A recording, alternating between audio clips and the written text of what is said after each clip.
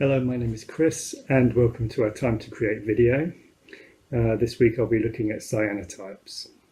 Cyanotypes are a 170-year-old photographic printing process that was predominantly used to reproduce maps and plans. And you can see from this sheet the dark blue colour that it goes when it's being processed, and hence the name blueprint.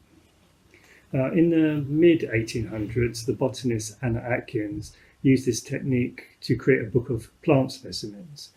She put the plants directly onto the sheets and exposed them to the sun, and then developed them. It's an pretty easy and inexpensive process, and it's also non-toxic. However, I would recommend wearing latex gloves and washing out the chemicals. It's better to be safe.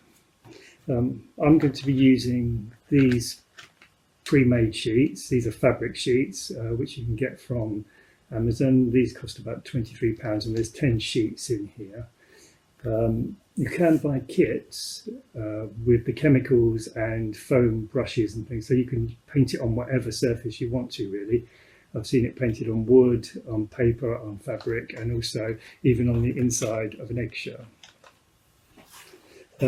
Take a look at some simple ones that I've done. I've already prepared, so you can get an idea. So I've literally placed objects on the sheets and put them out in the sun. You don't need really bright sunlight, but you will have to work out the timings, and it's all a matter of experimenting, really. Obviously, the least time you put it out in the sun, the more faded the image will be. So I'll give you an idea. So with this one, I've just put everyday household objects onto the sheet and put it out in the sun for about 7 minutes. And you can see here I had a bottle opener which I put on for a shorter period of time, and it's kind of slightly more ghostly, and you can layer images that way. This one, I took some plants from the garden and put them on. And again, this is about 7 to 10 minutes, I think it was exposed for. When you're using something delicate like plants, it's a good idea to have a sheet of perspex or something, or some safety glass to put over the top, otherwise they can blow away. There's another plant one.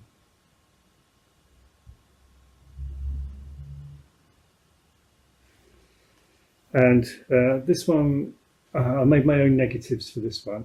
And at the end of the video, I'll show you how you can do that if you've got a computer. If it's a Windows computer, it'll have paint on it. I'm not quite sure what's on Apple, on Macs, but I'm pretty sure that there's some sort of software where you can create a negative image. So I'll show you how to do that.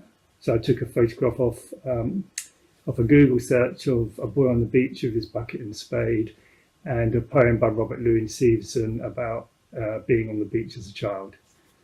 And here I put a couple of shells from the beach and threw some sand on. They went a bit white. We'll have a go. Before we start, I'll just show you the sheets. Obviously, when I take them out of the bag, they're in a light sensitive pouch inside. Once I take it out, it will start to be exposed to the light. But I'll show you what they look like, because they're not blue initially, and they're a kind of bronze colour. There we go. So once they get exposed to the light and they're washed, and that's when the blue colour develops. Okay, well, I'll set one up, and then we can go out into the sun and start experimenting. So for the first cyanotype, I'm just going to use some household objects. The video is going to be a little bit grainy because I'm doing it in a low light condition. So I'm just placing them on the fabric sheets.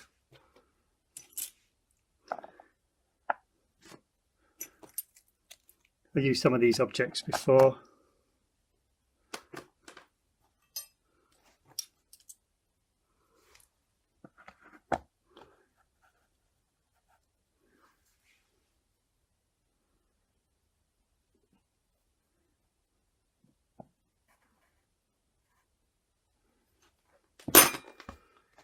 Use a piece of wire this time, just to see what happens.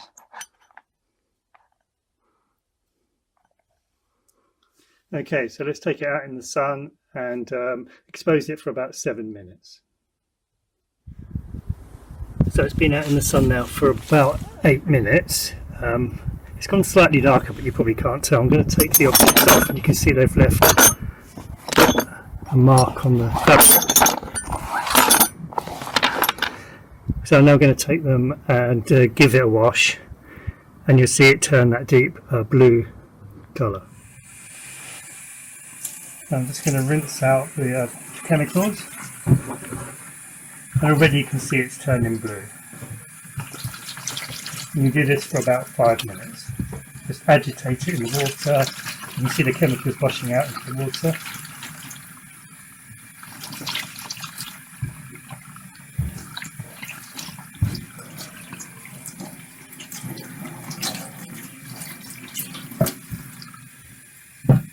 I'll come back to it when it's fully washed. So here's the cyanotype after it's been washed. You can see it's turned this beautiful blue colour, and it's really beautiful where it's caught the shadows of the object as well as the object itself. It's still wet, so I need to hang it up to dry, but I don't suggest you hang it outside in the sunlight because it will ruin your print. I've made a makeshift line in the kitchen, and I'm just going to hang it up inside where it's not in bright sunlight. It doesn't take very long to dry. So I'm going to do a demonstration of one using plants. So I've cut some interesting plants from the garden with some nice textures.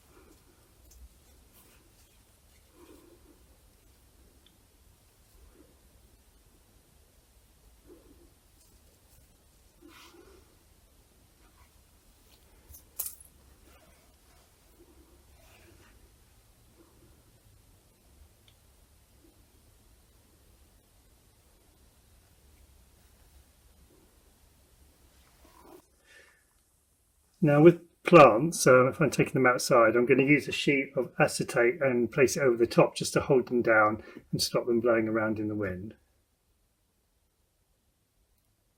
I'm just going to place the sheet of Perspex over the top, stop it blowing around. And again, I'm going to leave it for 7 to 10 minutes.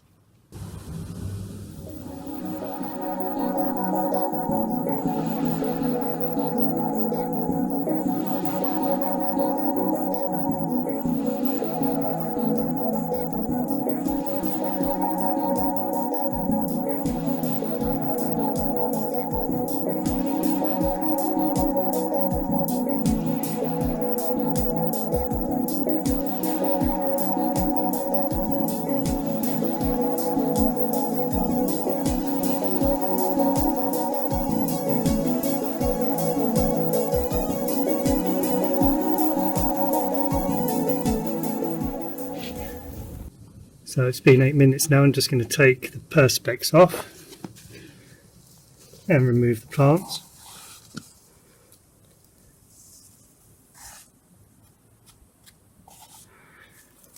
You can see it's already left a pattern, and I'm going to wash it, and I'll show you what it looks like when it's been washed. So here's the washed cyanotype, and I've used plants with all different textures so you can see how it picks up all the different fine detail, especially on the edge of these grass seeds and the stamens on this flower here.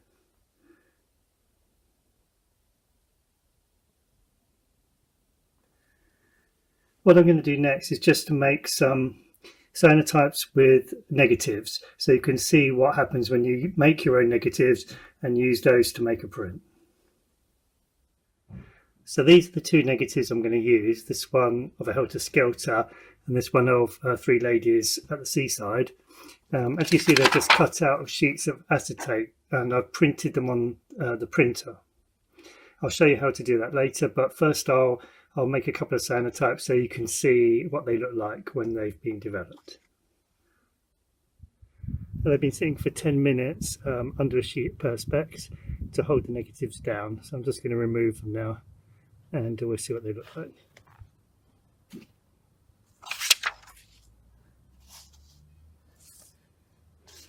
Okay, let's get them washed and see how they turn out. So here's the completed negatives, and as you can see, it doesn't always work out quite right. It's quite difficult to get the timings, and I'm not quite sure if it was because the negative wasn't defined enough, there wasn't enough contrast, or whether it was too long in the sun or not long enough. So as I said, it's all a matter of playing and experimenting and find out what works for you. However, if you look at the helter-skelter one, that's much more defined, and it had more contrast in the negative, so perhaps it was that, and they were out for exactly the same amount of time. If you have your own negatives, you could experiment with this yourself, but if you don't, I can show you how to invert an image on your computer. You can then print it out onto a sheet of acetate and use it as a negative. You can buy acetate sheets from places like Hobbycraft. I think that they do a pack of 5 A4 sheets for £3 to £4. So they're quite reasonable, and you could make a few negatives out of each sheet. Okay, I'll show you how to do that, and then you can start experimenting. So I'll demonstrate how you can turn an image into a negative. I'm using a Windows laptop, and it has Paint preloaded on it. So I'm just going to open up Paint. There we go. And I'm going to open this picture of a blackbird. So to invert the image, you come up to here to select, and you click on select, and you choose select all. And as you can see, there's a boundary now around the image. You come down, bring your cursor down to the image and right click on it, and it opens up this menu, and there's right at the bottom, invert color. So you click on that, and now it's inverted the image. You can save it and then print it onto a sheet of acetate. So if I wanted to save it, go to File, Save As, probably save it as a JPEG.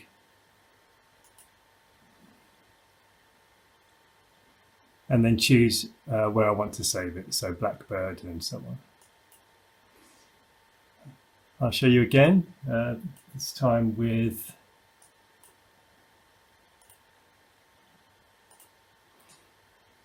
a photograph.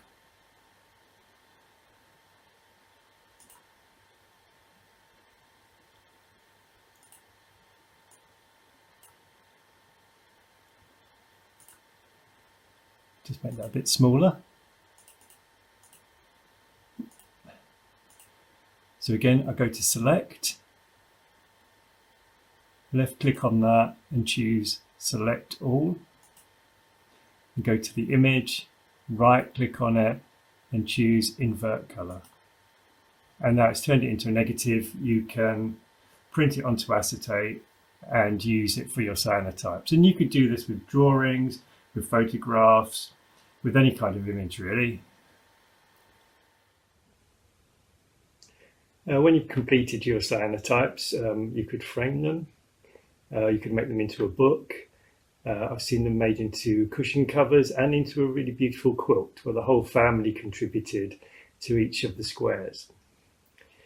I hope you enjoyed this video, and you get a chance to experiment with this really interesting technique.